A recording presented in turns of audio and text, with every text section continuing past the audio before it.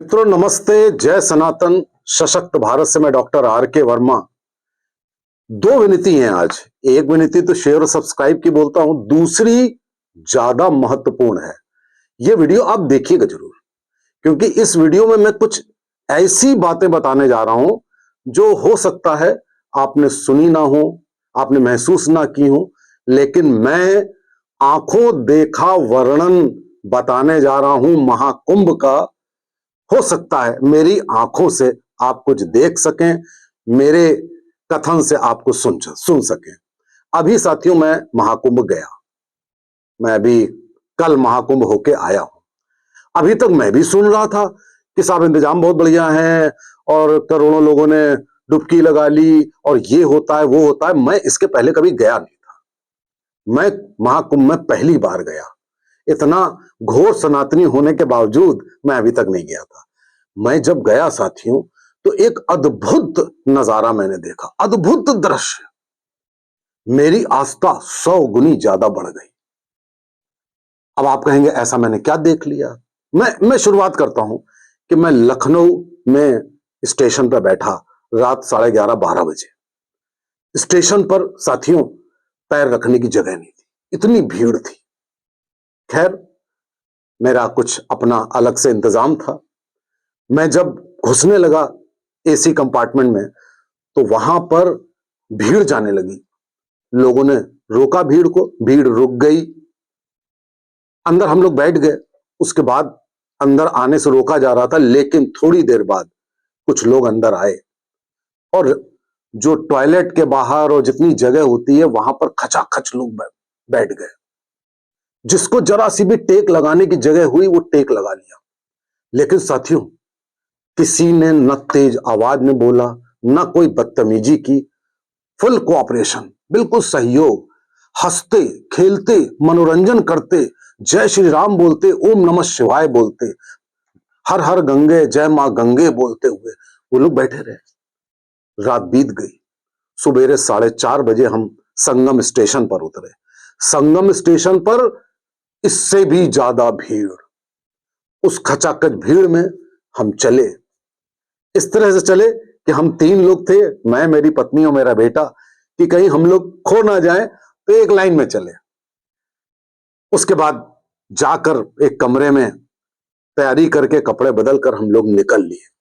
साथियों सुबह 5 बजे प्रयागराज की सड़कों पर जो नजारा था वो मैं आपको बताना चाहता हूं। जाम तो था, जाम में हम फंस गए सुबह 5 बजे, लेकिन अगल बगल लोग हजारों की तादाद में, लोग इधर से जा रहे थे, इधर से जा रहे थे, बच्चे, बूढ़े, माताएं, बहनें, कोई ऐसा नहीं था कि किसी उम्र के लोग ना हो, वो जा रहे थे। अभी ये केवल शुरुआत थी। किसी तरह से हम जाम को पार करते हुए और दाएं बाएं हजारों लोगों की भीड़ देखते हुए बढ़ने लगे आगे। बढ़ते बढ़ते हम बिल्कुल मां गंगा के किनारे पहुंच गए, तट पर पहुंच गए। ये आपको बता दें कि भीड़ हर कदम पर बढ़ती चली जा रही थी। जो लोग कह रहे हैं ना कि सरकारी आंकड़े गलत हैं, मुझे लगा कि ये जो लोग बोल रहे हैं कितना गलत बोल रहे हैं। और जो हम लोगों के साथ एक सपोर्ट स्टाफ था उसने कहा आज भीड़ बहुत कम है। साथियों मैंने सोचा कि आज कम है तो ये आलम है, जब ज्यादा होती होगी तो क्या आलम होगा। अभी और सुनिए। करते करते कई जगह पुलिस चेक पोस्ट जिसके आगे नहीं जाया जा सकता था, बड़ी मुश्किल से किसी तरह से हम लोग आगे बढ़ते रहे और अंत में पहुंचे उस जगह पर जहां कुछ कम लोग जाते हैं, जहां पर संगम का तट है। आपको मैं बता दूं कि मां गंगा पूरे एक गोले में है और उस गोले के चारों तरफ से लोग स्नान करते हैं या डुबकी लगाते हैं। कोई एक जगह नहीं है। मैं सोचता था कोई एक जगह होगी, लेकिन ऐसा नहीं है। बहुत सारे दर्जनों सैकड़ों स्पॉट हैं जहां पे डुबकी लगा सकते हैं। जब वहां पहुंचा, वो वहां का दृश्य बहुत बढ़िया था। सिर्फ नौकाएं ही नौकाएं, क्योंकि वो उस जगह पे यमुना होती है और वहां पे बहुत सारी नाव थी, स्पेशल कलर, और हर व्यक्ति लाइफ जैकेट पहना था और अनाउंस हो रहा था कि लाइफ जैकेट पहनना जरूरी है, इतना किराया है, कोई ज्यादा किराया नहीं ले सकता। हर तरफ से जो इंतजामात थे सरकार के, अद्भुत। आप क्या सोच सकते हैं, लाखों करोड़ों लोग जहां हों वहां पे ऐसे इंतजाम हो सकते हैं? विदेशियों को आ करके स्टडी करनी चाहिए। खैर, हम लोग वहां से उतरे, नौका का इंतजाम हो गया था। वहां से हम लोगों को बाईं तरफ जाना था, 300 मीटर जाना था। और 300 मीटर जाने के बाद वो स्पॉट था जहां पर गंगा यमुना मिलती, और मिलते हुए आप देख सकते हैं कि जैसे ही मिलती हैं तो एक दूसरे में एक धारा बनती है। सरस्वती जी नहीं दिखती हैं क्योंकि सरस्वती जी उनके नीचे होती हैं, ऐसा कहा जाता है। जैसे कि मतलब एक आमने सामने और एक नीचे से, तो सरस्वती जी नहीं दिखती हैं जब तक कि उसमें कोई कलर ना डाला जाए, पानी सरस्वती जी में ना, पानी में रंग मिलाकर सरस्वती जी को ना भेजा जाए, तब तक नहीं पता लगता है। हम लोग वहां से फिर एक स्पॉट था जहां पर नाव चली जाती थी, वो वहां पे उतर करके कपड़े चेंज करके, और फिर सीढ़ियां, बहुत बढ़िया इंतजाम। शुरुआत में जो बोरियां थी रेत की बोरियों से सीढ़ियां बनी, अद्भुत। उसके बाद वाली सीढ़ियां स्टील की थी। वहां से उतर गए संगम स्पॉट पर, और वहां पर उसी समय सूरज उग रहा था। तो उगते सूरज में हम लोग गंगा यमुना सरस्वती के जो संगम पे उतर गए, और वहां हमने हाथ जोड़कर आचमन किया और डुबकी लगाई। वहां से लौटकर वहीं पर एक पूजा स्थल छोटा सा था, छोटा सा पूजा स्थल, वहां पर हमने पूजा करी, नारियल चढ़ाया। कपड़े बदलने के इंतजाम बहुत अच्छे, लेडीज के लिए अलग, जेंट्स तो उघारे में बदल ही लेते हैं, हर तरह की सुविधा। उसके बाद अपनी नाव पर बैठे, और उसके बाद का रूट दूसरा, जिस रूट से आए थे वो रूट नहीं, अब दूसरे रूट से उसका दुगना तिगना रूट। वहां से हम लोग फिर वापस आए। वापस आकर हम अपने स्पॉट पे अपनी गाड़ी पे दोबारा वापस आए। वहां से हम चले साथियों, चले। हमने रास्ते में मार्केट देखी, वहां हमने भीड़ देखी, कहीं भी एक भी अफरा तफरी का माहौल नहीं, कहीं भी भगदड़ नहीं, कहीं भी ये नहीं दिख रहा था कौन किसी को बेवकूफ बना रहा है, मूर्ख बना रहा है, कहीं साथियों कुछ नहीं। और मैं समझता हूं कि इस पूरे नजारे में हम चलते रहे, क्योंकि हमें टेंट सिटी जाना था। हम वहां से लगभग 9-10 किलोमीटर चले साथियों। चेक पोस्ट थी, बड़े अच्छे इंतजामात थे अगल बगल, और बीच में साथियों कहीं भजन बज रहे थे लाउड स्पीकर में, कहीं कुछ। और इस बीच में हमने 10 किलोमीटर और बल्कि उसके आगे भी हमने देखा कि उसके आगे सिर्फ जो भीड़ थी उसमें हमने 80-80 साल की वृद्धा स्त्रियां, माताएं देखी, जो अपने सर पर बोरी रखकर चल रही थी। कोई शिकायत नहीं किसी से, कहीं कोई गिल्ला शिकवा नहीं, चल रहे हैं, कोई अपेक्षाएं नहीं कि हमको ये सवारी मिल जाए, हमको पैदल चलना है। और पैदल चलने वालों की संख्या साथियों इस पूरे दौरान मैं नहीं समझता कि 1,00,000, 2,00,000, 4,00,000 से कम होगी। कहीं भी कोई व्यक्ति दौड़ता तक नहीं नजर आ रहा था। किसी चेहरे पर कोई परेशानी, कोई दुख नजर नहीं आ रहा था, सिर्फ खुशी। क्या था ऐसा मोटिवेशन, मुझे ये नहीं मालूम। क्या इन लाखों लोगों को किसी ने बुलाया था, इनवाइट किया था? जो होते हैं, जो नेता वेता रैली करते हैं, हमने सुना है कि पैसे देके जनता बुलाई जाती है।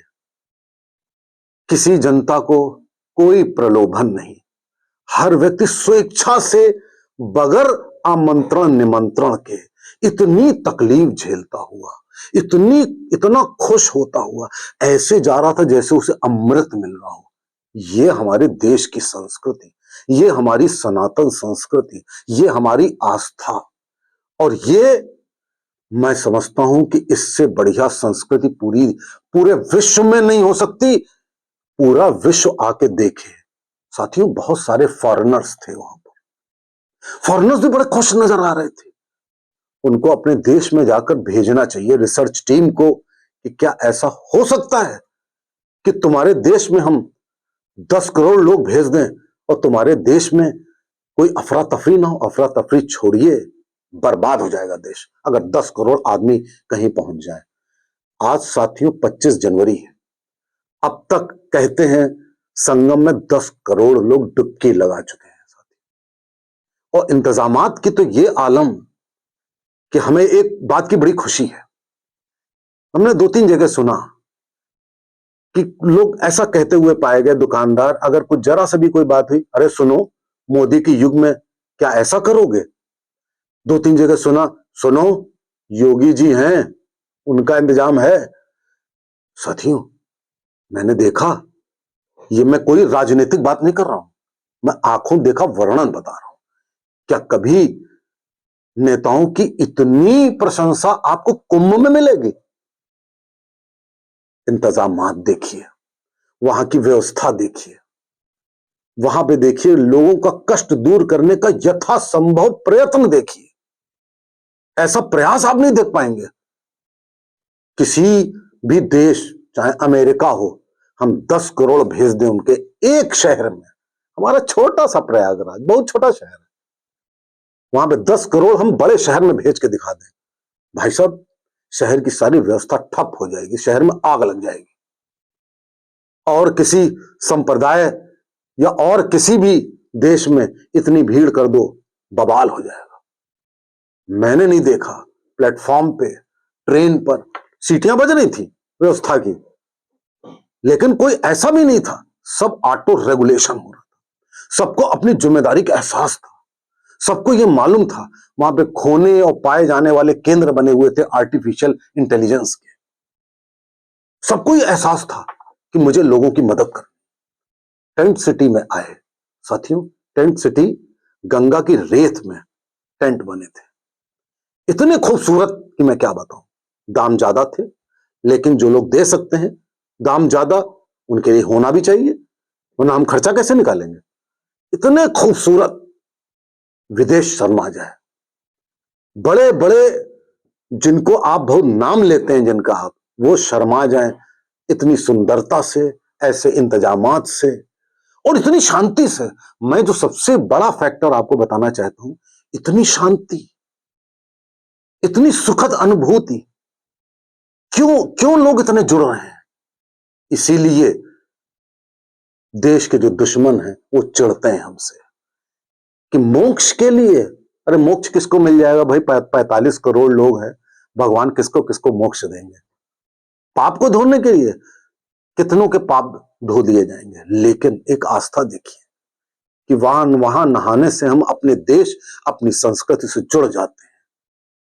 और ऐसे ही नहीं जुड़ जाते हैं, कोई अंधविश्वास नहीं है, मालूम है प्लेनेटरी पोजीशन किस तरह से बृहस्पति की गति होती है, किस तरह से सूर्य की गति होती है, किस तरह से चंद्रमा की। प्योरली साइंटिफिक, विज्ञान, अध्यात्म, टेक्नोलॉजी, सबका संगम मुझे देखने को मिला। संगम में, वास्तव में संगम, वास्तव में संगम था। तो साथियों, जो हो सकता है आप में से बहुत सारे लोगों को ये पता ना हो वहां पे क्या है, वहां जाकर देखिए, किसी की सहायता की जरूरत नहीं है। संगम के स्टेशन पर उतरिए, थोड़ा सा चेंज करके पैदल निकल चलिए, एक दिन का कष्ट ही सही, केवल पैदल चले जाइए, कुछ नहीं आपको व्यवस्था करने की जरूरत। वहां जाइए, सब अनाउंस हो रहा है, नाव का टिकट लीजिए, पहुंच जाइए, डुबकी लीजिए, पूजा करिए, लौट आइए। मार्केट में घूमिए, इधर उधर सब देखिए, दोबारा आइए, गाड़ी पे बैठिए, लौट आइए।